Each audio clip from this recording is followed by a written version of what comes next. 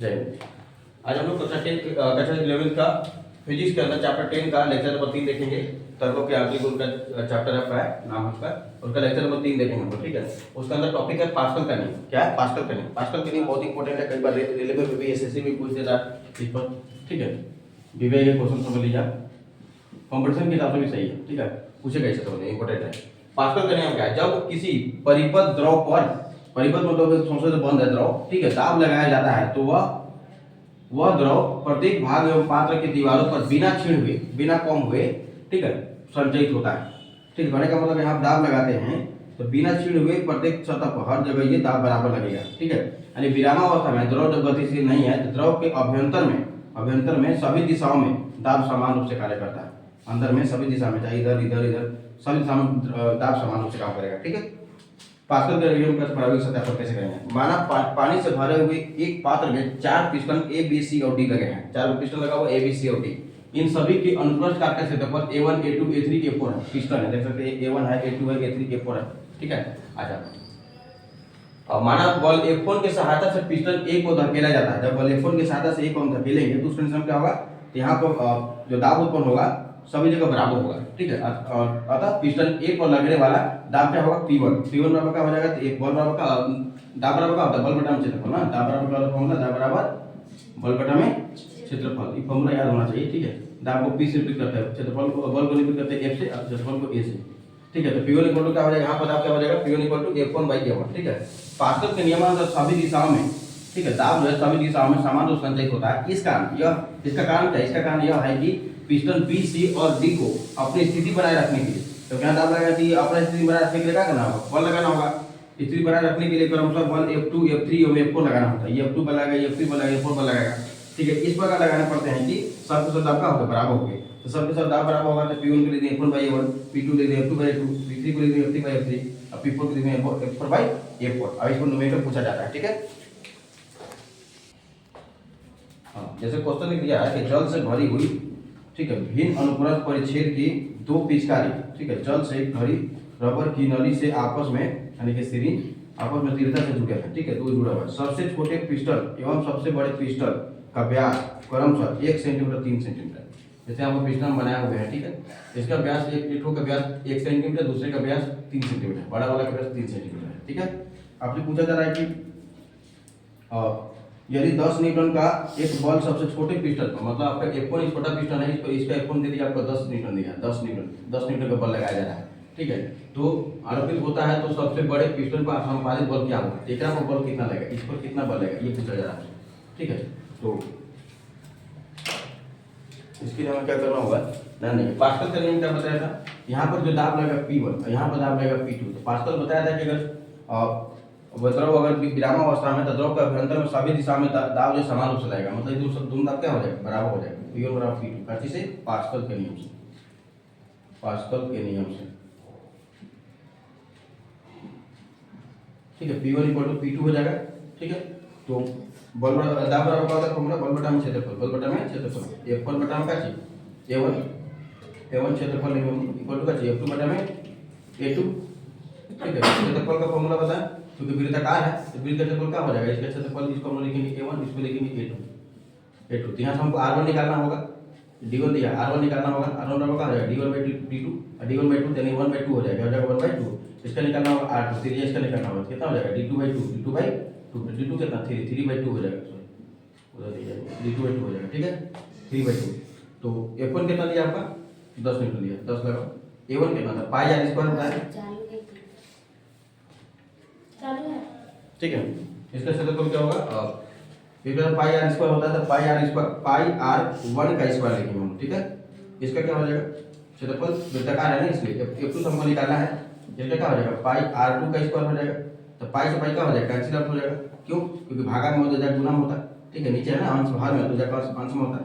तो 10 बटा में R1 कितना? R1 तुम्हारा कितना? 1/2, तो 1/2 का स्क्वायर करोगे, ठीक है, बराबर F2 इंटू R2 कितना? R2 तुम्हारा 3/2 है तो 3/2 की स्क्वायर करोगे, ठीक है।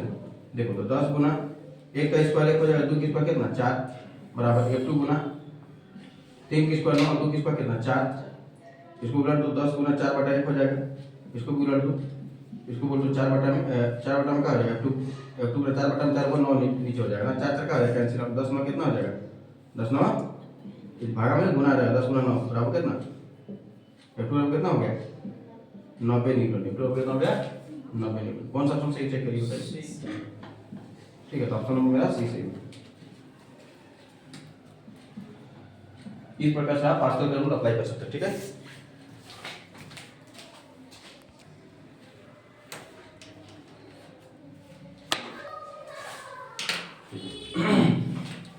हम लोग देखेंगे वायुमंडलीय दाब। वायुमंडलीय दाब क्या होता है, वायुमंडल के द्वारा लगाया गया दाब को हम क्या कहेंगे, वायुमंडलीय दाब कहते हैं। ठीक है, इसका मात्रक होता है एटीएम। ठीक है, एटमॉस्फेयर। तो 1 एटमॉस्फेयर बराबर कितना पास्कल होता है। ठीक है, समुद्र की सतह पर जो वायुमंडलीय दाब होता है 1 एटमॉस्फेयर होता है। समुद्र की सतह पर वायुमंडलीय दाब कितना होता है 1 एटमॉस्फेयर। हाँ, तो 1 एटमॉस्फेयर कितना पास्कल के बराबर होता है, 1.01 गुना 10 के पावर 5 पास्कल, या इसको लिख सकते हैं 1.016 गुना 10 के 1.016 बार या 707 टोल। हाँ, बोला तरल के सतह से एच गहराई पर दाब, तरल के सतह से एच गहराई को ऊपर से बोलेगा दाब कितना लगेगा, तो पी बराबर P plus rho into H into g. अगर तरल का घनत्व अगर रो है, ठीक है, गुरुत्वाकर्षण जी है, एच ऊंचाई पर एच गहराई को लेंगे तो वायुमंडलीय दाब पी जोड़ना होगा हम लोग को। ठीक है, और rho into H g into H लगाना होगा। ठीक है, तो पी का चाहिए वायुमंडलीय दाब है और रो क्या है तरल का घनत्व है। ठीक है, जी गुरुत्वाकर्षण एच ऊंचाई दिया हुआ है। जब द्रव स्थैतिक होता है तो एक समान गहराई पर सभी बिंदुओं पर इसका दाब एक समान होता है। जैसे क्वेश्चन दिया है कि समुद्र की सतह से 100 मीटर नीचे, यानी एच बराबर दे दिया आपको, एच बराबर कितना दे दिया है 100 मीटर। ध्यान देखिए ऊपर फॉर्मूला बनेगा। ठीक है, 100 मीटर नीचे एक गोताखोर और दाब आरोपित दाब क्या होगा आरोपित दाब क्या होगा। ठीक है, हमको पूछा गया है, यानी कि हमको पूछा गया पी पूछा गया, पी बराबर वाट। ठीक है, तो पहली बात ये जो है वायुमंडलीय दाब जो है आपका वायुमंडलीय दाब का ऐसा ही मात्रा कि दाब का ऐसा ही मात्रा एटीएम में नहीं होता, पास्कल होता है ना। तो हम लोग एक एटीएम लेंगे जो हमको दे रखा है, उसको लेंगे हम लोग। जैसे पी बराबर जानते हैं पी है, तो पी लिखना होगा, पी बराबर कितना 1 एटमॉस्फेयर ना, वायुमंडलीय दाब जो लगेगा ना जैसे पी में लगा हुआ है। ठीक है, 1 एटमॉस्फेयर। हाँ, इसके बाद इसको क्या लिखेंगे, कितना लिखेंगे पास्कल में, ऐसा ही मात्रा बदलिए 1.01 गुना 10 के पावर कितना 5 पास्कल। ठीक है, अच्छा, इसके बाद रो कितना दिया है, रो हमको पता नहीं है। घनत्व जल का घनत्व कितना होता है, हाँ 1000 किलोग्राम प्रति मीटर क्यूब होता है ना, जल का होता है ना 1000 किलोग्राम प्रति मीटर क्यूब, यानी 10 के पावर 3 10 के पावर 3 किलोग्राम प्रति मीटर क्यूब घनत्व हो गया। जल का घनत्व लेना होगा। ठीक है, घनत्व जल का घनत्व ना। अच्छा, ये मैंने नहीं दिया समुद्र का रहा है तो जल है, आप समझिए खारा पानी वाला तो ज्यादा हो जाता है, लेकिन हम लोग कितने लेंगे। अच्छा, आरोपित दाब इसके बाद हम लोग को जी भी रखना होगा ना। एच कितना दे, एच तो दे दिया है 100 मीटर, जी कितना लगे 10, जी गुरुत्वाकर्षण जी भी लगाना होगा ना, जी कितना 10 बोल दिया 10 मीटर प्रति सेकंड, ये पूरा 30 बोल कीजिए। इसलिए दाब एच गहराई पर दाब, एच गहराई पर दाब क्या होगा, पी बराबर P A plus rho into G into H. ठीक है ना,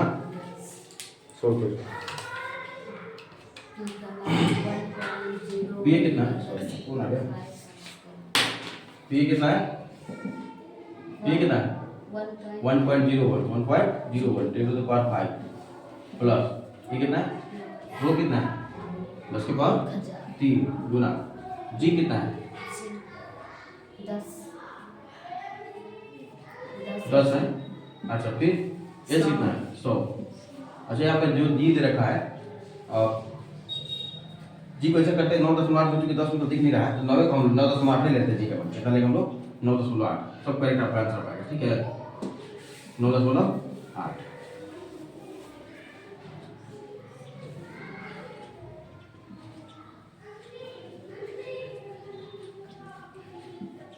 नौ 10 गुना 10 के पावर कितना 10 के 10 जी के 10 के पावर एच कितना है 100 है ना, सुनिए तो 1.01 गुना 10 के पावर 5 गुना 10 के पावर कितना 9.8 गुना 10 के पावर कितना है। ठीक है, इसको 100 है तो 10 के पावर 2 लिख सकते हैं ना, तो 1.01 गुना 10 के पावर 5 प्लस 9.8 गुना 10 के पावर कितना जाएगा 3 2 को 5 हो जाएगा 10 के पावर 5 10 के पावर 5 कॉमन ले लीजिए 1.01 गुना 10.8 हाँ और अब गुना कितना 10 के पावर कितना हो जाएगा 5 गुना नहीं प्लस हो जाएगा आप इसको कॉमन ले लीजिए दोनों को एक जगह लिख दिए अब दोनों को जोड़ दीजिए यहाँ ठीक है तो कितना आएगा जोड़ दो 9 1 10 हो जाएगा 0.81 हो जाएगा ठीक है गुना 10 के पावर कितना 5 जोड़ना है इसको 1.0 लिखो यहाँ और 9.8 लिखो यहाँ जोड़ दो 1 10 के 10 अब 0.8 हो जाएगा 9 कितना हो जाएगा 10.8 ठीक है इतना फास्ट कर इतना एटमॉस्फेयर में जाएगा ना एटमॉस्फेयर ऐसे होते हैं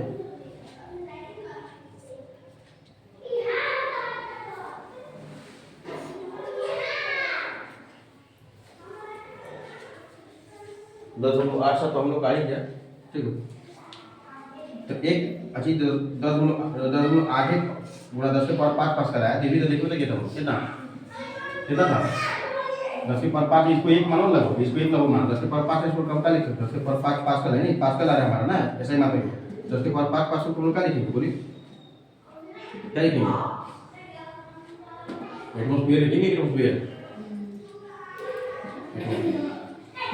क्योंकि 10 के पावर 5 के बराबर का चाहिए एक एटमॉस्फेयर हाँ ठीक है ऑप्शन कौन सा हो जाएगा मेरा ऑप्शन कौन सी हो जाएगा ठीक है क्या है और से कोई दिक्कत नहीं है 10.8 हो जाए हम 9.8 लिए है ना इसको आगे का वैल्यू लेते 9.8 6 होता तो जोड़ के आ जाता साथ इसे देखकर कर लिया हम लोग आगे भी अंक लिखा जा सकता है ठीक है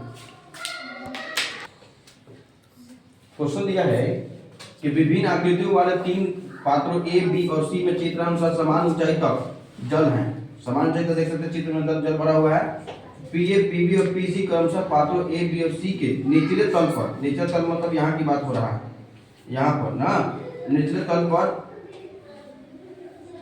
ठीक है जल द्वारा उत्पन्न दाब है आपसे पूछा जा रहा है तो कि दाब बताना है किस में ज्यादा होगा किस में ज्यादा होगा कौन सा संबंध सही है बताइए ऑप्शन कौन सही लग रहा है आप लोगों को डी होगा कैसे डी होगा बता चुके कि कैसा भी बर्तन हो कैसा भी पात्र हो द्रव के द्वारा डाला गया दाब जो है क्योंकि ऊंचाई सेम है ऊंचाई का चेंज गहराई यानी कि सब में क्या है सेम है तो सेम है तो दाब का होगा सेम लगेगा दाब में कोई चेंजिंग नहीं होगा ऑप्शन में कौन सी हो जाएगा डी बर्तन कैसा भी हो ठीक है उससे कोई दिक्कत नहीं अगर इसको पाइप में भी भर करके पानी को इतना ऊंचा तक आप उठा दें आप ठीक है तो दाब सेम होगा दाब में कोई परिवर्तन नहीं होगा ठीक है अब बोला कि वायुमंडल से खुले घनत्व रो की द्रव की सतह से ना गहराई h पर दाब क्या होगा रो इंटू जी इंटू ए द्वारा वायुमंडल दाब से अधिक होगा इससे कम होगा ठीक है वायुमंडल दाब बराबर होगा और गहराई के साथ तेजी से बढ़ता है बताइए क्या होगा अब जब देखे थे दाब बराबर क्या देखे तभी पी इक्वल टू क्या देखे थे रो इंटू जी इंटू एच तो बोला कि गहराई के साथ गहराई जब बढ़ेगा तो क्या होगा एच बढ़ेगा क्या होगा एच बढ़ेगा तो उसमें एकदम क्या हो जाएगा दाब भी क्या हो जाएगा अधिक हो जाएगा ऑप्शन में क्या हो जाएगा ए सही हो जाएगा लिख लीजिए मिलता तो करने के लिए धन्यवाद।